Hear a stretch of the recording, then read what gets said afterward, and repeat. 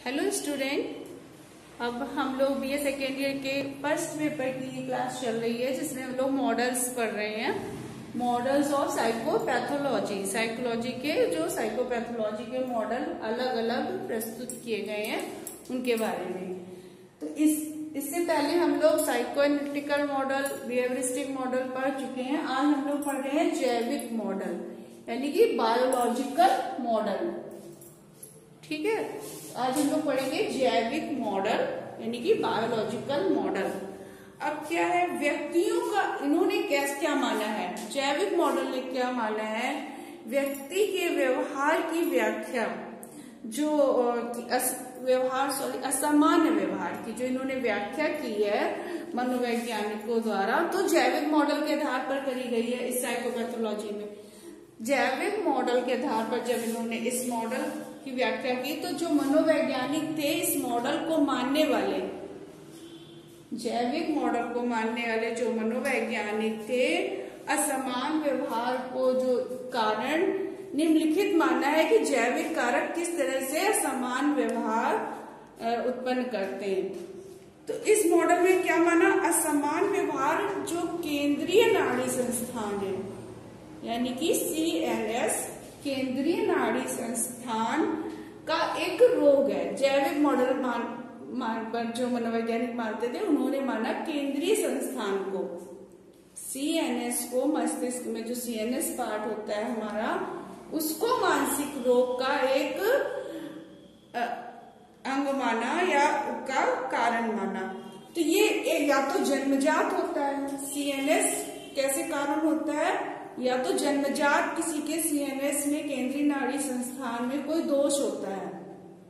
जब बच्चा जन्म लेता है तभी उसके मस्तिष्क में कोई कमी होती है या कोई पार्ट अच्छे से डेवलप नहीं हुआ होता है, या तो कारण वो होता है, या कोई मानसिक आघात होता है जो बड़े होकर कभी किसी के मस्तिष्क में कोई ऐसी चोट लग जाए, उसके कारण से व्यक्ति का व्यवहार असमान हो जाता है, वो मेंटल डिसऑर्डर का शिकार हो जाता है।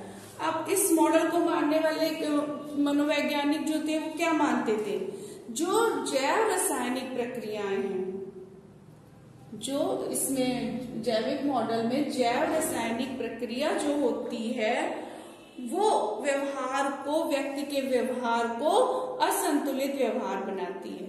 इन्होंने एक बात और ये भी मानी, या तो केंद्रीय नाड़ी संस्थान के कारण माना जो जन्मजात होता है, या कोई मानसिक आघात माना, या जैव रासायनिक जो प्रक्रियाएं हैं उसको मानसिक रोग का कारण माना। जब ये प्रक्रियाएं असंतुलित हो जाती हैं, जो ये जैव रासायनिक प्रक्रिया है या जब असंतुलित हो जाती है तो असमान व्यवहार असमान व्यवहार उत्पन्न हो जाता है।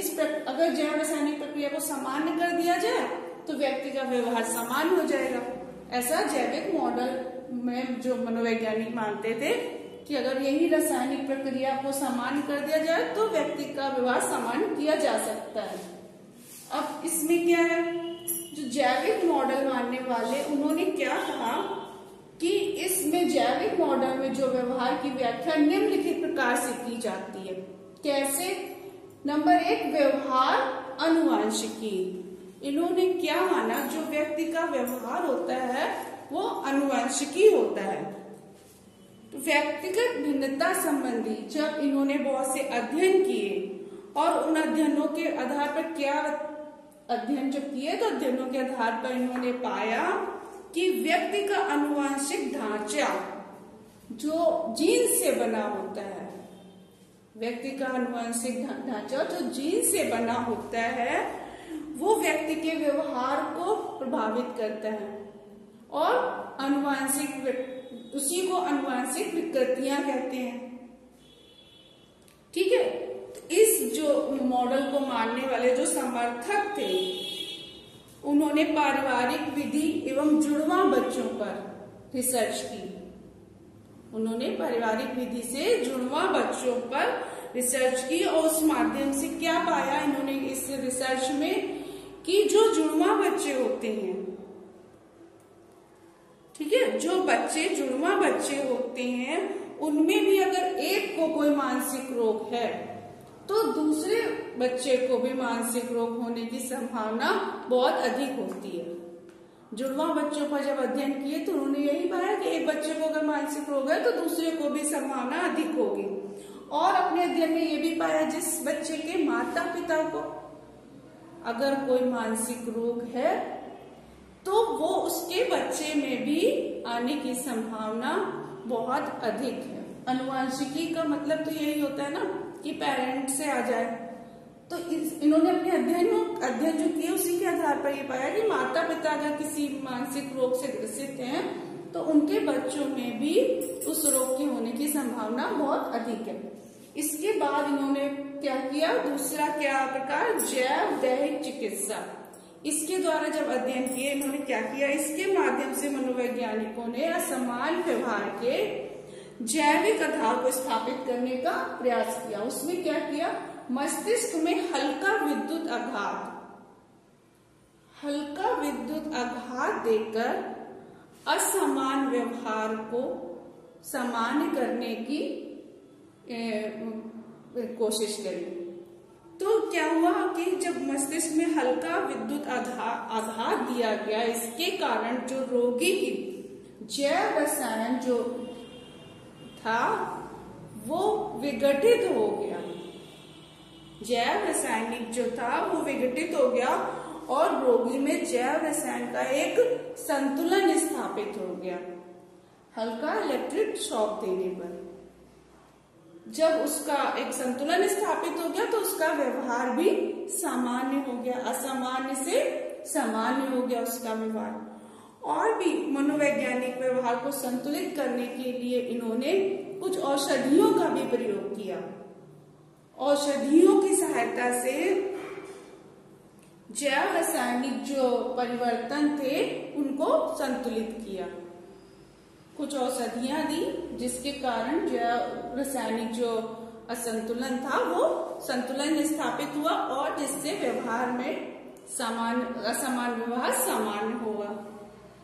अब क्या है दूसरा, मस्तिष्क में जो ये जैव रासायनिक असंतुलन है, तो ये मस्तिष्क में जब जैव रासायनिक असंतुलन हो जाता है तब व्यक्ति में मानसिक रोग उत्पन्न होता है।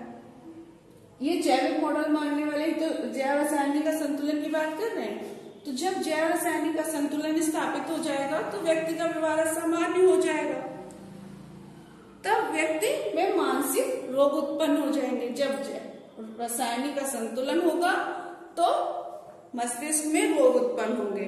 तो अध्ययनों में क्या देखा गया है कि ये असंतुलन हो कैसे जाता है। जैसे कभी किसी को तेज बुखार आने पर, कभी किसी को अगर तेज बुखार आ गया तो उससे भी एक मस्तिष्क में जो जैव रासायनिक असंतुलन है वो क्रिएट हो जाता है, या मस्तिष्क में स्वेलिंग आ जाती है, तब भी ये जैव रासायनिक असंतुलन स्थापित होता है। और इसके कारण व्यवहार असंतुलन के, रासायनिक असंतुलन के कारण व्यक्ति का व्यवहार असंतुलित होता है। ठीक है, तो मस्तिष्क में कुछ डोपामाइन क्रियाएं होती हैं। ये बताया ना, केंद्रीय नर्वस सिस्टम। तो जो सीएनएस है इसमें कुछ डोपामाइन क्रियाएं होती हैं और जब ये क्रियाएं अधिक हो जाती हैं, अधिक होने पर क्या होता है, सिजोफ्रेनिया रोग उत्पन्न हो जाता है। ये जैविक मॉडल यानी कि बायोलॉजिकली ऐसा ये प्रूफ हुआ है कि ये हमारे सीएनएस में कुछ डोपामाइन क्रियाओं के अधिक हो जाने से कुछ मेंटल डिसऑर्डर्स उत्पन्न होते हैं और इन डोपामाइन क्रियाओं का नियंत्रण किया जा गया तो उसके लक्षणों में जो ये डोपामाइन क्रियाएं हैं जब ये अधिक हो गई तो इनको कम करने के लिए या कंट्रोल करने के लिए कुछ मेडिसिन दी गई। तो जब इनका नियंत्रण कर लिया गया तो लक्षण कम उत्पन्न हुए, लक्षणों में कमी आई। जो ये मेंटल डिसऑर्डर के लक्षण थे उनमें कमी पाई गई।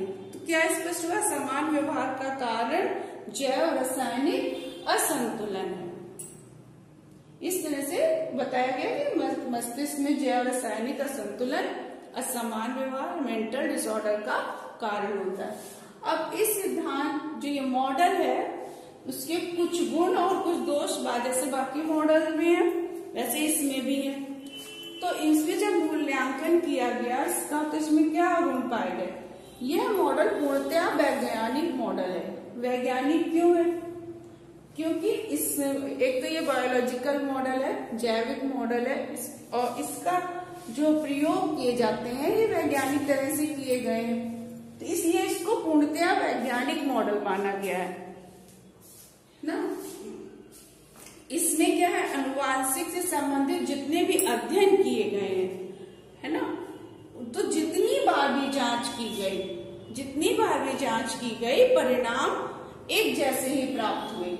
इसलिए जब किसी भी मॉडल को वैज्ञानिक कहना हो तो यानी इस तभी कहते हैं ना जब एक जैसे परिणाम प्राप्त हो, हर बार प्रयोग करने पे वही रिजल्ट आए, तो हम उसको वैज्ञानिकता का दर्जा दे देते हैं। इसलिए ये जो मॉडल है पूर्णतया वैज्ञानिक मॉडल माना गया।